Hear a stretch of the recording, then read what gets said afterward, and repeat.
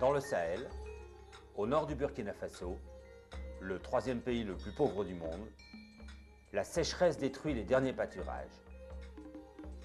Médecins du Monde vient pour une durée de 3 ans assurer le versant médical d'un projet de développement.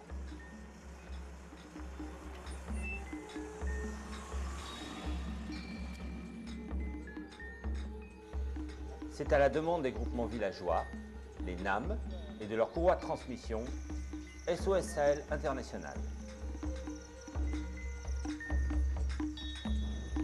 Un barrage capte 2 sources d'eau profonde, réalimente la nappe phréatique et permet l'irrigation de 20 hectares de jardins potagers et de périmètres agricoles.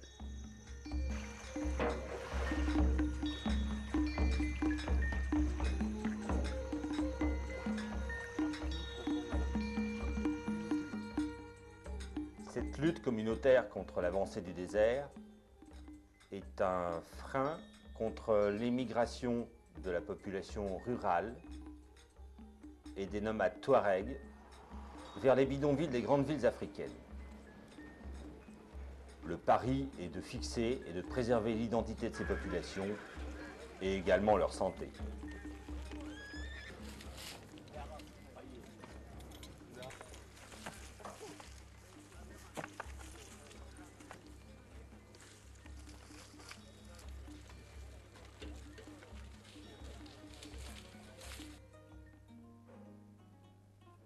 Les anciens n'oublient pas que la terre est le domaine des esprits et des ancêtres.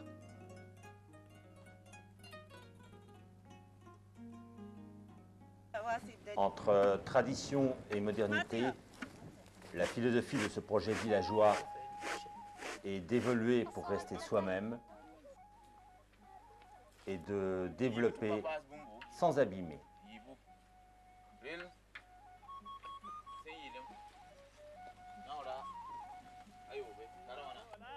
Aujourd'hui, c'est l'inauguration du centre médical de Silia.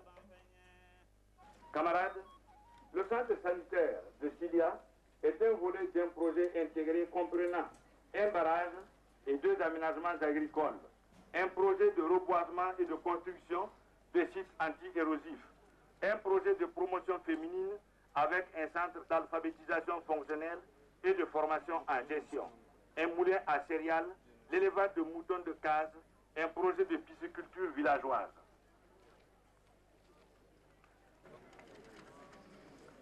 Ce centre contribuera, à n'en pas douter, à l'amélioration de l'état de santé des populations par les soins quotidiens et l'éducation en hygiène qui seront dispensés. Il sera une composante essentielle du développement de la région, car il n'y a pas de développement sans la santé, et la santé sans le développement est difficile à réaliser.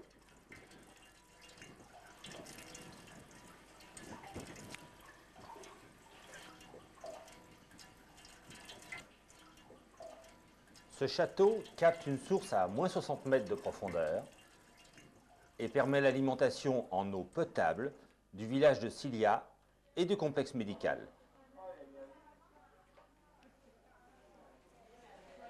Une étude de milieu permet d'adapter les méthodes de travail et les comportements de l'équipe. Tu peux me dire quelles questions tu leur poses? Je vous demande son nom. Là, c'est un enfant. Je vous demande son âge et son sexe. Ensuite, si le fils de quelle mère et le fils de quel père. L'ethnie. S'il est nomade ou pas. Son quartier. Son chef. Et si s'est déplacé cette année. L'écosystème est modifié par la présence de ce barrage. L'eau, c'est la vie, mais c'est un nouveau réservoir de maladies tropicales. Notre premier axe de travail est la surveillance des retombées parasitaires du barrage sur un échantillon représentatif de 250 personnes. C'est celui-là?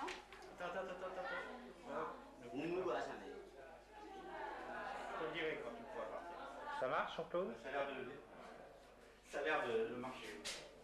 Enfin, ça baisse un peu. Donc c'est la 2e année que tu viens faire cette prise de sang. Oui, c'est la 2e année.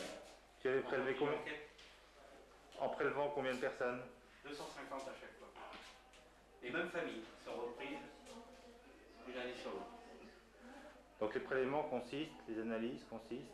Il y a essentiellement le Plasmodium falciparum, recherche antigénique et anticorps, la bilharziose. Est-ce que cet enfant a du sang dans les urines quelquefois?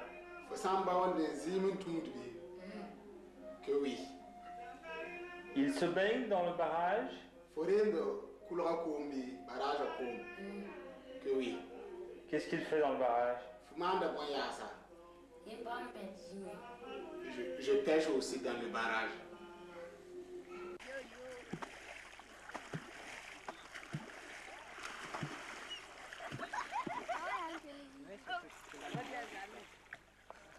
Avant de soigner tout le monde, ce qui est matériellement impossible dans un pays si pauvre, et pour agir plus efficacement, nous recensons et nous soignons d'abord les populations à haut risque. Femmes en âge de procréer, enfants de 0 à 5 ans.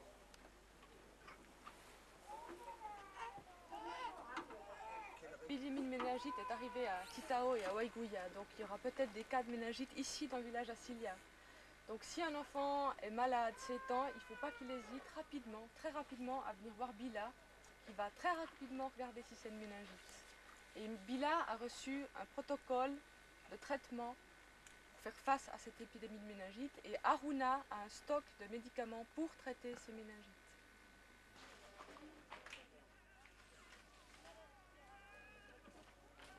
Ce ciblage des populations à haut risque permet de mieux évaluer et les besoins réels de santé de la population et les effets en retour de notre pratique médicale.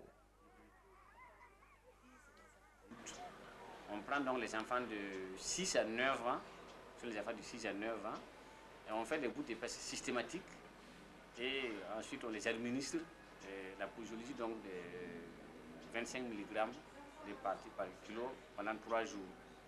Ensuite, on repasse pour faire notre goutte épaisse pour voir quelle est gérée éventuellement s'il y a des cas de résistance. Donc c'est un indicateur de recherche. Voilà, un indicateur. Au niveau il faut dire qu'au niveau du Burkina, on a 4 faciès épidémiologiques par rapport au paludisme. Il y a 4 faciès. Et dans ces différents zones de faciès là, il y a des sentinelles. Il y a des centres sentinelles qui sont là pour surveiller l'éventuelle apparition donc, de souches de plasmodium résistant donc, à la chloroquine. Et Waïouya, le Yatenga correspond à un faciès donné et nous avons donc démarré ces activités de surveillance donc, de l'apparition donc, éventuelle de plasmodium. Aujourd'hui, le comité de santé de Silia se réunit.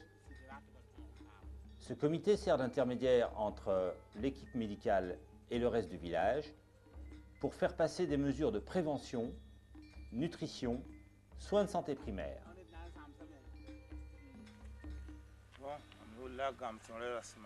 Je m'appelle Gansonre Rasmane. Délégué village. Je suis le délégué du village De Silia. de Silia.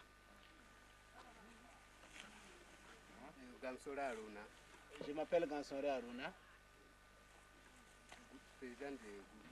Le président du gouvernement au sein du village. Et aussi le gérant de la pharmacie. N'est-ce pas? Oui. Ah bon. Je m'appelle Soro Ousmane et je suis le responsable de l'eau. Bouddha Salmata. Je m'appelle Bouddha Salmata. Je suis la présidente du groupement NAM au sein du village. Mariam. Kagone. Je m'appelle Mariam Kagone. Je suis la responsable de l'IFB, l'Union des femmes du Burkina. Avec tous ces PSP et toutes les accoucheuses de ces villages, on aimerait faire un projet de surveillance de grossesse, de préparation à l'accouchement, de techniques pendant l'accouchement et de soins de l'enfant dès qu'il naît. Tout ça pour diminuer la mortalité des femmes enceintes, des femmes à l'accouchement et des enfants dès la naissance. Pour que ce projet marche, il faut qu'il y ait un rapport de confiance qui s'installe entre le comité de santé et nous. Il faut bien que toutes les structures du village nous soutiennent. Parce qu'il faut bien comprendre que c'est un projet qui va dans l'amélioration de la santé de tout le groupe, de tous, les femmes, les enfants Donc c'est pas simplement un projet santé, c'est un projet villageois.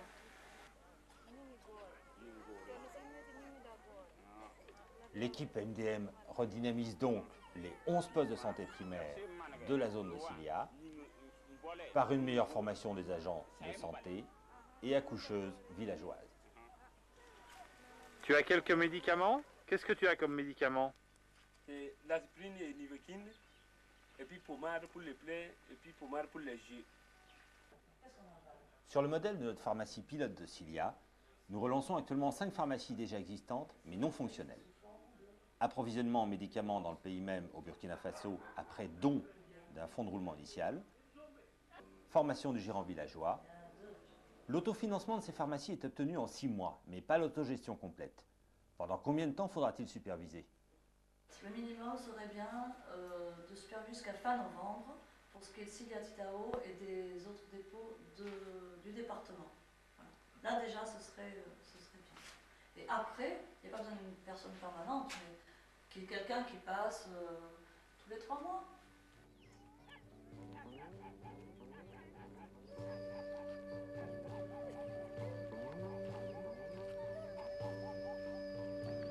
Demain matin, c'est une nouvelle journée de travail pour l'équipe Médecins du Monde. C'est vrai qu'il y a un certain plaisir du terrain, mais c'est un gage de réussite pour l'équipe.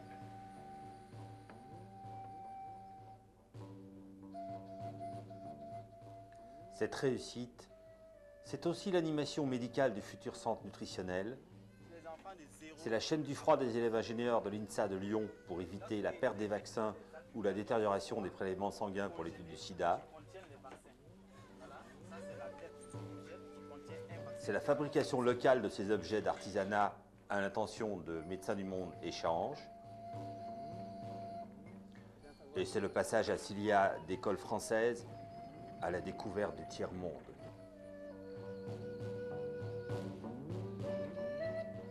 C'est ton arbre alors?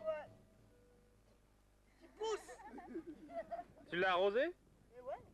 Tu es le parrain de cet arbre? Exactement. Tu demanderas des nouvelles de cet arbre? Oui. J'essaierai de repasser de toute façon à Cilia pour les voir tous. On peut tous les voir. Au loin, la montagne sacrée et son unique baobab. L'équipe Médecins du Monde de Franche-Comté tend la main à une région sahélienne pour qu'elle se prenne en charge.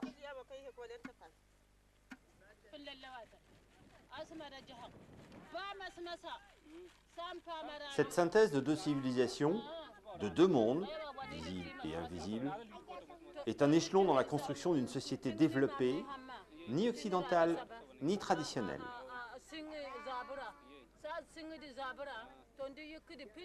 Notre transfert de compétences est un échange direct de région à région. Car l'enjeu de notre médecine de développement est fait de transmission plutôt que de mission.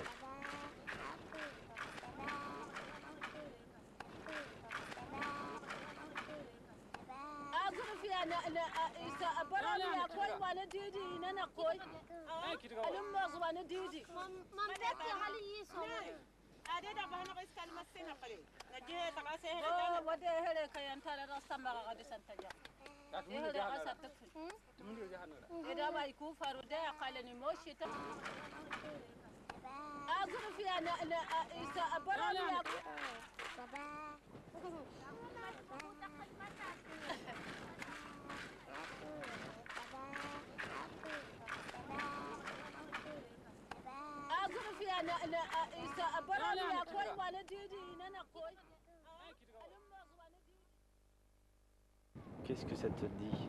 Le mot imaginaire, ça me dit beaucoup de choses. L'imaginaire, c'est ce qu'on n'arrive pas à démontrer théoriquement. C'est ce qu'on n'arrive pas à démontrer. C'est accepté seulement par l'esprit, la pensée.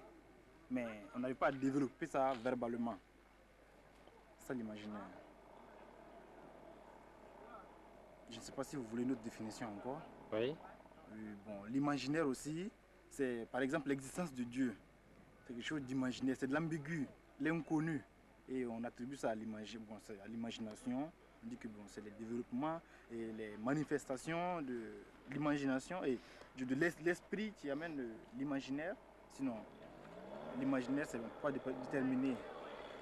Pas déterminé l'imaginaire. Le désir, c'est quelque chose d'imaginaire? Oh, le désir, il n'est pas imaginaire puisqu'il est réel. Parce que l'envie de manger, par exemple, c'est un désir. Le désir de manger, ça c'est quelque chose de réel. Bon, il n'est pas imaginaire, mais il est ressenti intérieurement.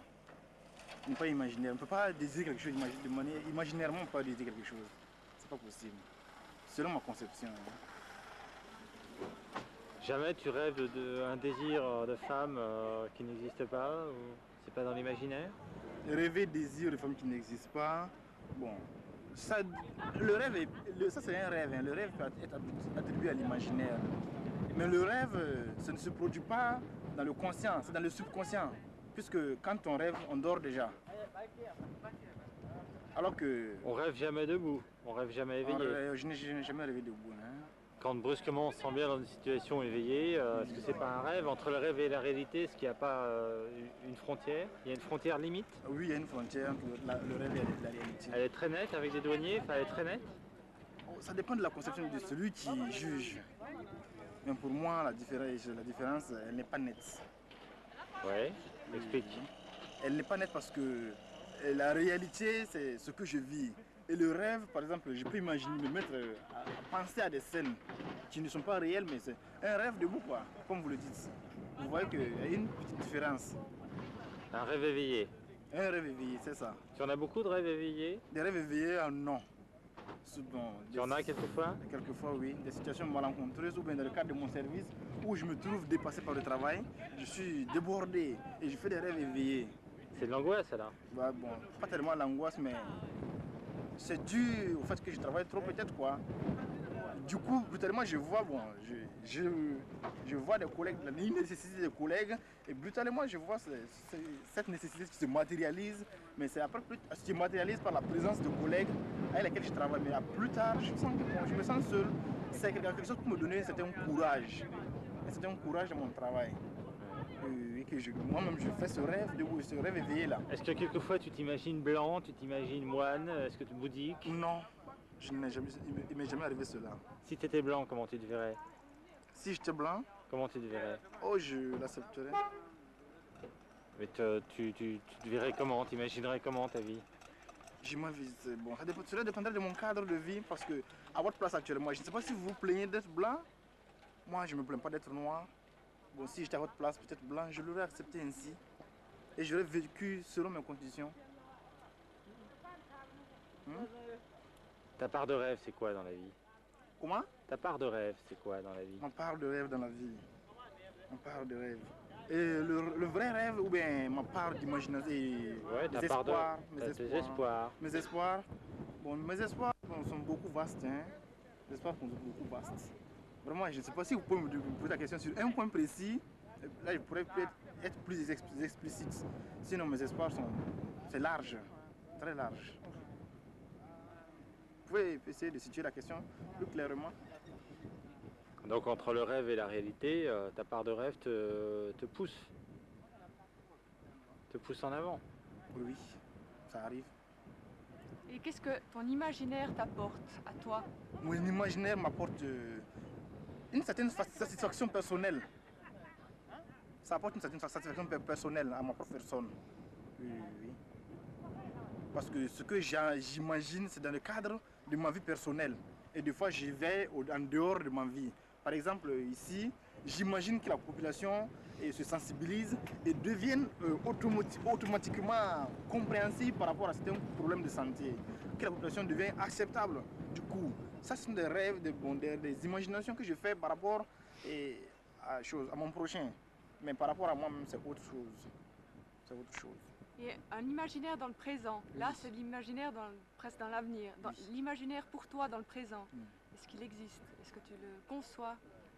L'imaginaire dans le présent. Bon, sur le coup, je peux me faire un imaginaire, mais il n'est pas net. Hein? Il ne peut pas être net. Il ne peut pas être net. Mais est-ce que c'est agréable? Oh, plus ou moins. Plus? Moins? Plus ou moins, c'est plus ou moins agréable. La colline qu'on voit là-bas? Si, la colline elle est très sacrée.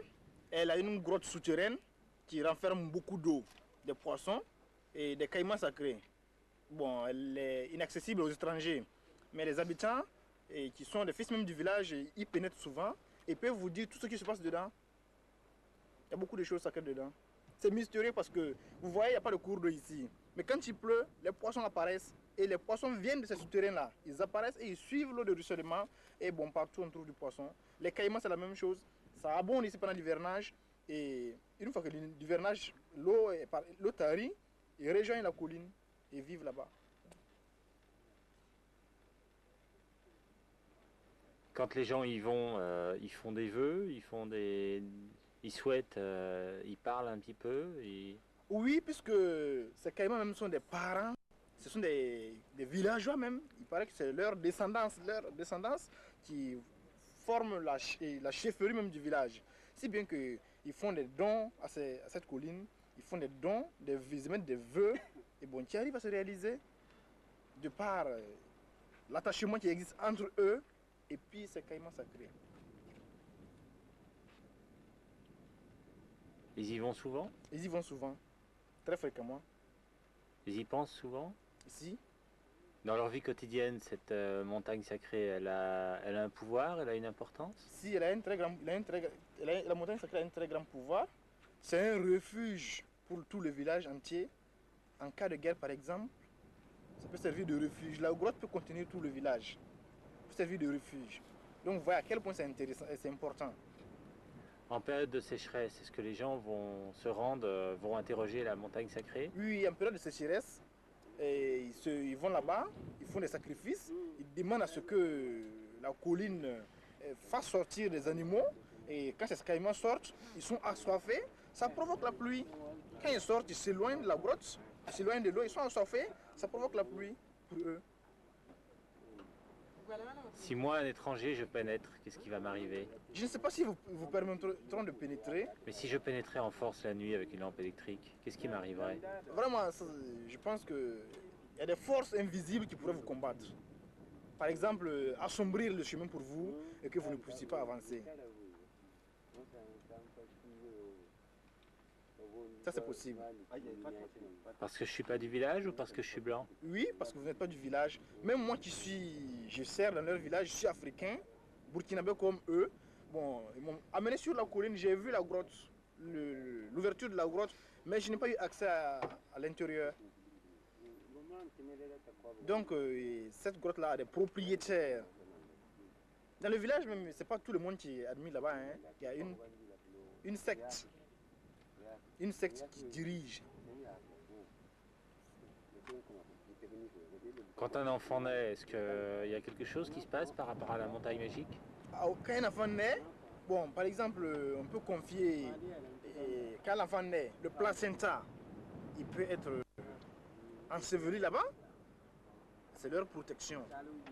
Par exemple, au Boulou, là, vers des Tenkodoro, quand les femmes accouchent, le placenta, on s'en va l'ensevelir au pied de la montagne Boulgoum.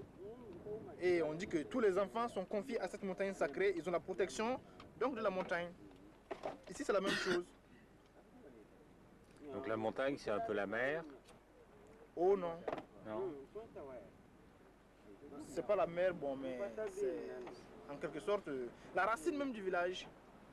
Oui. Oui. C'est peut-être ça l'imaginaire, non? Oui, c'est de l'imagination, c'est de l'imaginaire aussi. Puisque en fait, c'est pas des trucs démontrables, visiblement démontrables. Bon, c'est à partir de l'imaginaire. Sinon, moi, mon placenta n'a pas été, le placenta qui m'accompagne n'a pas été enseveli sous une montagne. Moi, je suis blanc et je ne suis pas burkinabé. Oui. Et pour moi, la montagne sacrée près de Titao est devenue quelque chose de sacré. Et je la considère comme quelque chose de sacré. Oui. Toi, tu la considères un peu comme sacrée, cette montagne? J'accepte leur dire, parce que si je me mettais à dire tout de suite que la montagne n'était pas sacrée, et que je m'aventurais par exemple à poser des actes là-bas, je pourrais en pâtir. Donc j'accepte leur dire. Donc tu acceptes qu'elle soit sacrée aussi? Oui, puisque chez moi aussi il y a des trucs comme ça. Chez moi il y a des trucs sacrés aussi. et que moi-même je respecte. D'accord, donc on a tous dans la part d'imaginaire quelque chose de sacré. Oui. Et chez vous, c'est comme ça?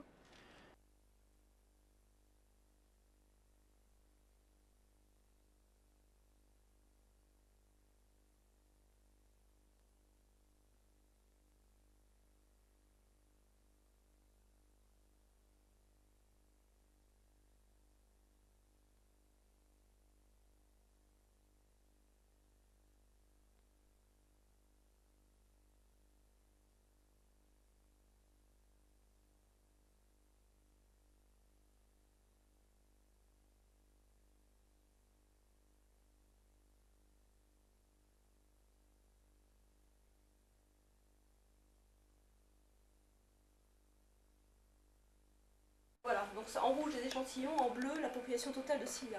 Donc au total, les chiffres totaux, nous avons prélevé en 87 et 88, c'est-à-dire il y a 245 personnes qui sont passées sur nos mains sur à peu près 1000 personnes. En fait, l'évaluation totale de Cilia, exacte, on ne la connaît pas exactement, à 100 personnes près. Bien, alors il faut insister sur ces personnes que bien sûr nous avons eu des perdus de vue, et que bien sûr, il y a des gens qui sont pointés, que nous n'avions pas prélevés l'année précédente et qu'on les a pris quand même. Parce que quand on tire une famille, on ne sait pas si toute la famille vient. Il y en a souvent 2-3 qui sont au champ, et nous on ne peut pas contrôler, il n'y a pas de registre des familles, on ne peut pas savoir si toute la famille est venue. Donc sur ces 245 personnes, suivies 87 et 88, 192 personnes. Hein. Au total seulement, qui sont donc venues en 87 et 88, nous avons retrouvé les deux dossiers. Donc 45% de femmes, 55% d'hommes. Donc nous avons perdu 32 personnes entre les deux enquêtes, 32 personnes, mais je peux vous passer tout de suite l'autre pour un petit peu non pas nous justifier. Ces 32 personnes, les perdus de vue, nous savons en partie où ils sont, donc